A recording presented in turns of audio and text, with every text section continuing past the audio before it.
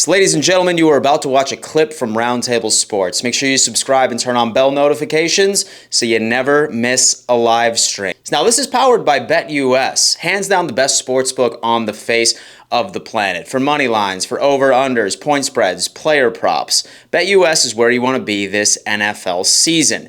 Now, a lot of sportsbooks come out and they try pushing these promos, but folks, BetUS hands down has the best promo on the face of the planet. They're matching 125% of your first 3 deposits all the way up to $2,000. That is right, folks. If you sign up with that link in our description, that promo is all yours. Certainly go check out BetUS and enjoy the clip. Quarterbacks of the NFC West, over-unders for their overall passing touchdowns going into the 2024 and the 2025 season. Chat, we certainly want you to be a part of this conversation.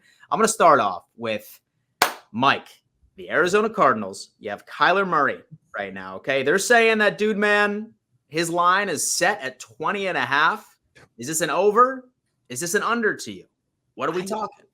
I don't get Geno Smith is over Kyler. Like this is insane. This is insanity is what we're seeing here. I guess to make it short and simple here, over. I mean, I think the Arizona Cardinals offensive side of the ball has improved. I probably won't say drastically. Well, I mean, I guess it just depends on how you feel about Marvin and what he does in his first year. And obviously, I have high expectations, but I think just the weapons in general, I think he's got them. And now I understand it's passing and not just rushing.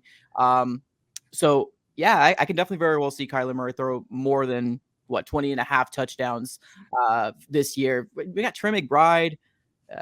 James Conner can catch some receiving touchdowns. Marvin Harrison Jr., Greg Dortch, Michael Wilson. This is definitely an over. This is another disrespect. I feel like every time I'm on this roundtable, I get disrespected. This is an over. A very over. Amen. Okay, got it. The over for the Arizona Cardinals and Kyler Murray. Talk to me, Jesse, about Kyler Murray.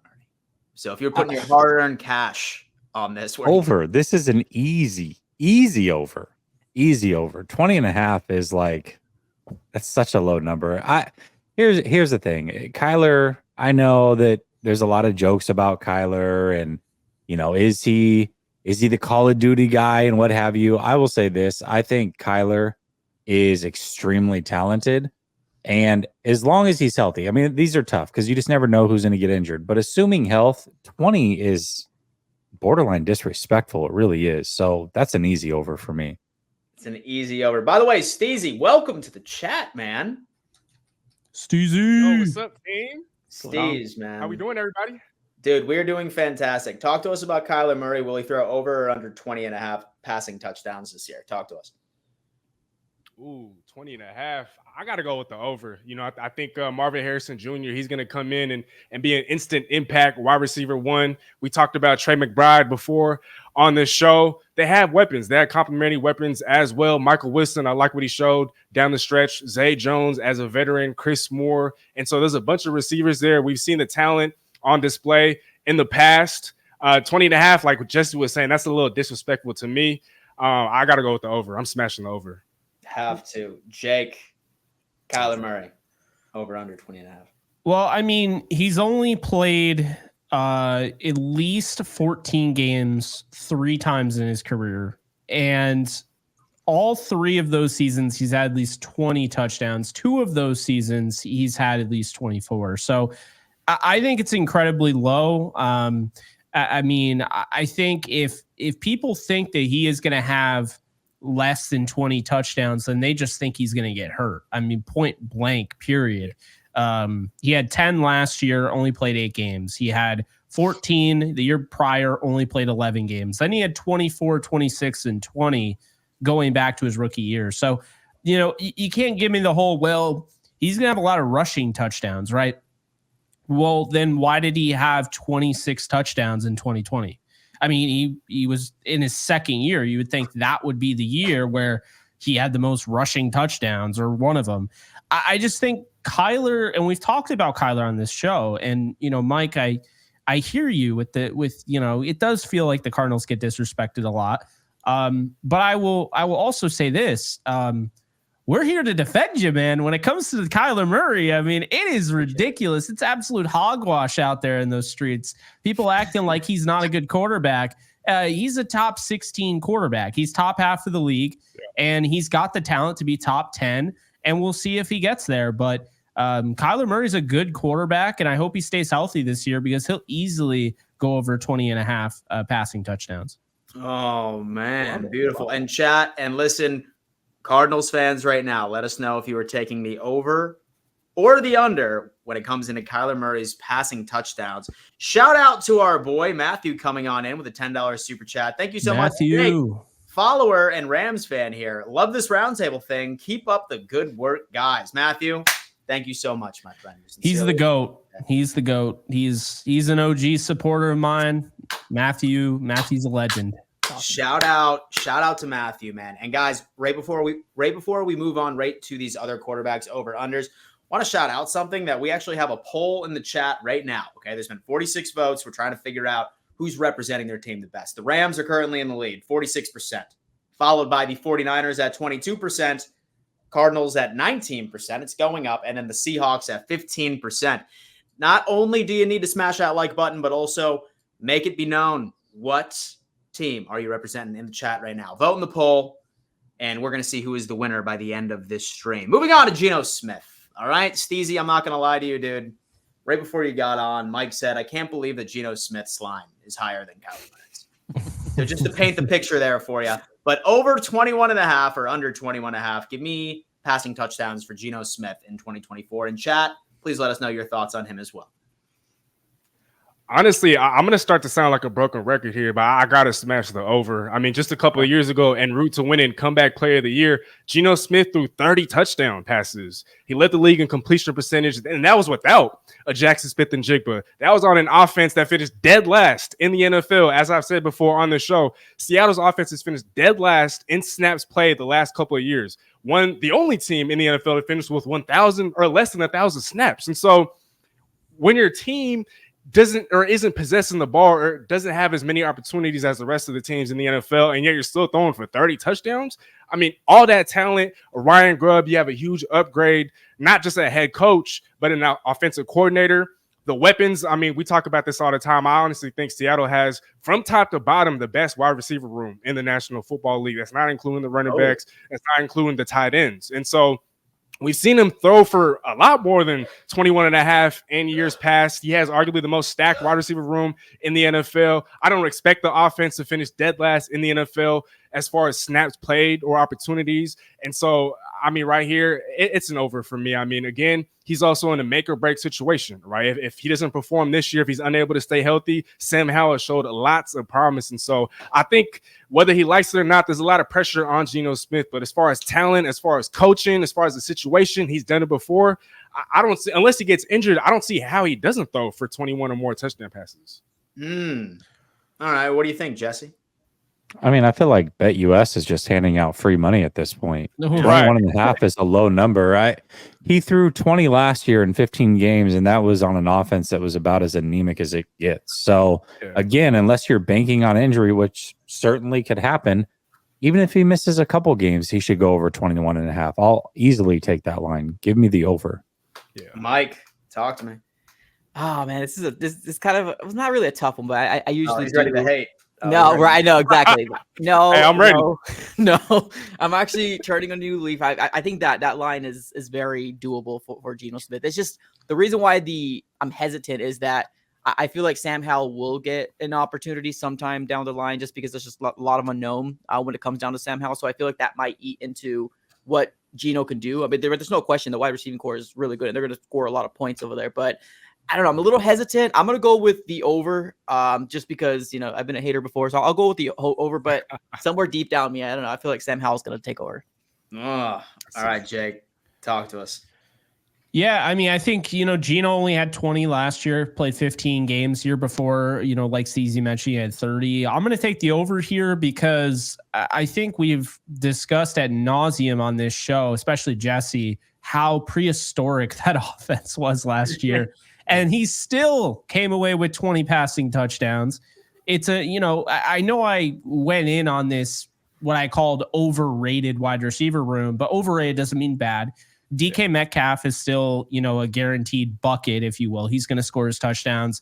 Tyler Lockett's going to score his touchdowns. But Jackson Smith and Jigba and Jake Bobo are going to get better this year. That's at least the assumption, and it should be the assumption. They're young players. They showed a lot last year. So I think, and Noah Fant getting his talk, or getting paid. I think, all those guys together, I think Geno will have no issue going over 21.5 as long as he stays healthy. But I mean, we could play the health game all we want. If you go and you bet on passing touchdown, any sort of season-long prop, you're saying, hey, this guy is going over that. And you're not betting on he might get hurt. Like, you wouldn't put a bet on, say, Kirk Cousins coming off a torn Achilles, for instance, because you don't know how that's going to go. But Geno's not coming off a major injury. Neither is Kyler, Stafford, or Brock Purdy. So for the most part, yeah, it's really going to be one of those things where you're like, is he good enough? Simply put, this year going into it, does he have the weapons? Does he have the offensive line? Does he have the offense, the scheme and everything? And is he going to be good enough to go over 21.5? And my answer is yes. Love to hear that. And shout out to our boy Deuce for rolling on in. K1 is going to wreck defenses this year. If not, Tune. All right. He's high on Tune, man. Watch out. For Rob, K1 plus Marvin Harrison Jr. equals touchdown. T15 to Marvin Harrison Jr. touchdown. Talk a lot of smack at Jake and Norb, but it is just like teasing the bros. Deuce, we appreciate you teasing the bros, man. Appreciate you, Deuce. I don't know where Norb is, but no, I appreciate you. I'll speak on behalf of Norb. Right, that's a Cardinal fan. It's Deus, by the way. Deus, okay. Deus, thank you so much. Thank you so much. All right, Jake, sticking with you, man. Stafford, 23.5. That even looks low to me. Talk to me. I actually kind of like this. And I'll just say right now, he's going over it because we're doing the same injury, all that thing. I feel great about him this year, but I like this because I think it's fair. I mean, he had 24 last year. He had 10 the year before. He had 41, but then, after that you have 26, 19, 21. So it's like, he is definitely capable of throwing 50 touchdowns in a season, but it's a matter of health. It's a matter of the offensive line, and the Rams' offensive line has been kicking ass and then some in preseason. So it looks like they're going to have probably the most depth that they've had in the Sean McVay era there. But they still have 3 of the 5 starters injured. We don't know what's going to happen there. In addition to that, Stafford has had injury concerns in the past. Now, again, from a, standpoint of, is he good enough to throw 24 touchdowns at least? Absolutely. The reason why I'm going to say that this is 100% over is because he threw 24 with Cooper Kupp 40% healthy about the majority of the season. He threw 24 to a 5th-round rookie wide receiver. Now, don't get me wrong, Puka Nacua is great. But going into that year, nobody thought Puka Nacua was going to have the season he had. Same thing, Tutu Atwell. Van Jefferson was one of the top receivers. He gets traded at the beginning of the season, right? So what I saw was a guy that was able to overcome a lot of different things, a lot of different moving pieces. It was Tutu Atwell and Puka Nacua week 1 with Van Jefferson as the closeout. Then you had, guys like Davis Allen had to emerge, and Demarcus Robinson didn't really come on until week 11, where he finally got an opportunity. And he's throwing to guys like Austin Trammell on 3rd down. So I think 100% he's going over 24 or 23.5. And I think, Cooper Kupp is going to be the Cooper Kupp that we've known. And I think he's going to go way over 24.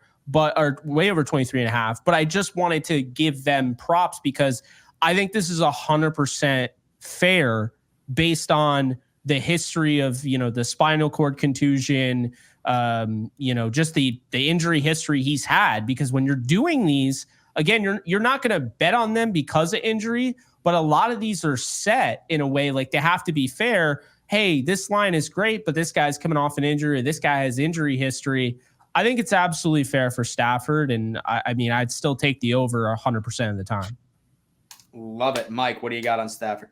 Yeah, no, it's Stafford. I mean, we've talked about it in a few roundtables back. I think we can all consider him as probably one of the top quarterbacks in the NFC West, and I have no doubt this man's going to go over. He's got the weapons, he's got the veteran. He's a really good quarterback. He'll make it happen as long as he can stay healthy for sure. It's an over. And so what you got, Jesse? Yeah, I think 23.5 is fair, not only from an injury standpoint, but I also think the Rams are transitioning to a much more run-heavy team. I think they're going to want to control the clock, help out their young defense, kind of aid them along until they get through a big portion of the season. And so I can see a situation where they have a lot of rushing touchdowns. They still can put up a lot of points, but I think they're going to be a run-heavy team, and I think that that's good for Stafford long-term. I think it's good for the defense. But at the same time, Stafford is a guy that is thrown for 40 touchdowns multiple times in this league, thrown over 30 touchdowns, I think 3 times in his career. I like that number, and I will take the over. Steezy. Stafford. Man, again, like I said, I'm going to sound like a broken record here. I'm going to smash that over. Although I do agree with Jesse that they're going to lean towards the run a little bit more. I mean, Kyron Williams is absolutely phenomenal last year. I don't know why you wouldn't want to run the ball with him. And on top of that, you added Blake Corum, who could do a little bit of everything. And so on top of that, you're also investing a little bit more on the offensive line, right? You got Jonah Jackson from Detroit on top of, the pieces that were already there last year. And so even if they were to run the ball a little bit more, I still think he could hit that over. I mean, Cooper Kupp, all the reports out of camp, and Jay could definitely speak to this a lot better than I can, but all the reports that I'm seeing, that I'm hearing, is that he's quote unquote all the way back. And we saw the last time he was all the way back. We know how much of a threat he is. Puka Nacua theoretically should build off one of the best rookie seasons we've seen of all time. I've talked about this numerous times. Demarcus Robinson was on a torrid stretch, towards the latter part of last year. The offense is stacked. And I mean, the situation, everything is there for him. Obviously, health is going to be a problem, but that aside, I mean, I don't see how he doesn't hit at least 24 or more passing touchdowns.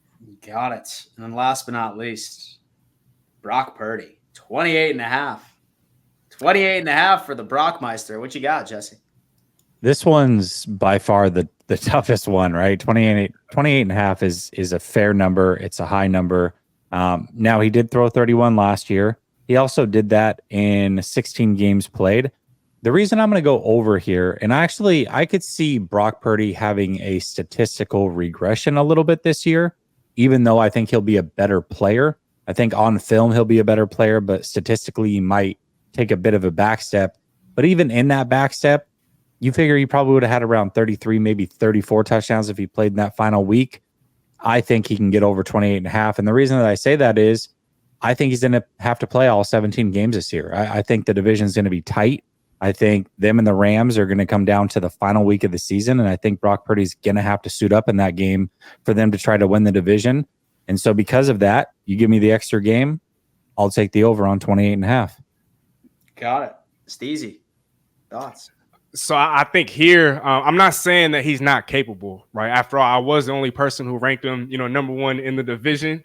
And so this might sound contradictory, but I'm actually going to hit the under here. And again, it's not because he's not capable, but I do think that Ayuk will be traded. And I'm not sure if they get a veteran wide receiver in exchange. I mean, if that trade with Cleveland would have went through, if y'all would have had Amari, Debo, Kittle, my gosh, I'm glad it didn't, right? But with the injury issues we know with Debo, even Kittle has been injury prone. With the potential of Brandon Ayuk getting traded, I just think that C-Mac is also injury prone. And so there's a lot of guys around him that are injury prone. But I do agree with Jesse's analysis that statistically, I think he could take a step back, but that doesn't mean that he's not taking the proper steps forward as a player. And so even if we see a slight dip, even if he hits 27 passing touchdowns, I wouldn't see that as as a failure of a season. And so I'm going to go with the under here. I'm not going to smash it, but I'll go with the under. I love it. Mike, Brock Purdy, 28.5, under 28.5. Yeah, I agree. This is probably the toughest one. And obviously, rightfully so, the 49ers are up there in terms of being one of the best teams in the NFC West. So it makes sense. And it's all the weapons. And I'm going to go under as well. Not because he can't get like Steezy's, not because he can't get there, but I just think that's it's going to be more C-Mac. I think we're going to be seeing a lot more, run heavy. I do like Brock Purdy. Don't get me wrong. It's just, I think regression will happen, but not to the point where people are talking about, getting rid of him, but it just kind of happens. Right. So I'm going to go under on this one. Last but not least, we got Jay.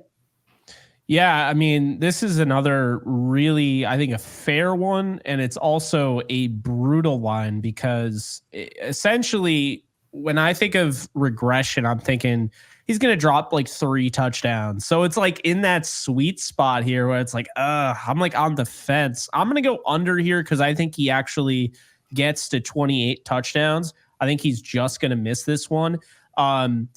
I see a statistical regression, but as you guys know, and I've been very consistent about Brock Purdy on this channel, I believe he's much better than the consensus does. I think he's a legitimate quarterback in this league, and I think he has the capability to throw, like Jesse said, like 34, 35. Like, he can do that.